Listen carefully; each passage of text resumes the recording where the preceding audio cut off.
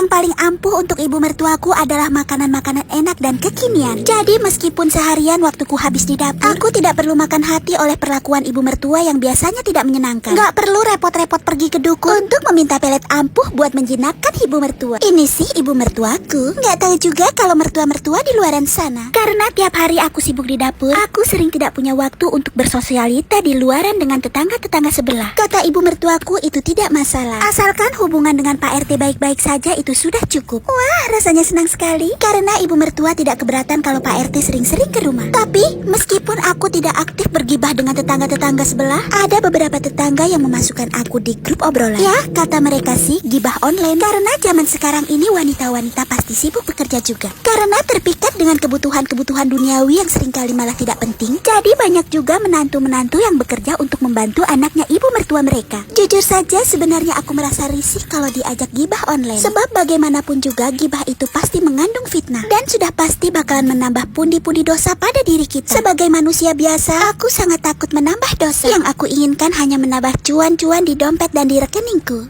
Oh iya, tidak hanya ada grup gibah online, ada grup arisan online dan juga grup jajan online. Kadang-kadang demi menjaga perasaan perbestian, kita jadi terpaksa mengeluarkan uang lebih untuk jajan. Padahal sebenarnya lagi nggak pengen-pengen banget gitu. Terus soal arisan online, arisan langsung aja seringkali banyak gangguan. Apalagi arisan online seperti ini. Ingin rasanya tidak ikut, tapi aku terjebak oleh perasaan sungkan dan ya, perasaan perbestian itu terasa menjebak dan mengikat. Satu lagi paling sebel kalau ada yang berani ngejapri untuk pinjam uang 100. Sehari-harinya hedon, tapi di japri meminta tolong dan memohon-mohon untuk pinjam 100. Giliran gak dikasih pinjaman 100, nomor kita langsung diblokirnya. Sebenarnya itu sangat menyenangkan. Sebab kalau nomor kita yang diblokir, kita tidak perlu takut dosa karena memutus silaturahmi. Dan sebaiknya diambil hikmah baiknya saja. Itu artinya kita dijauhkan dari tetangga yang toksik.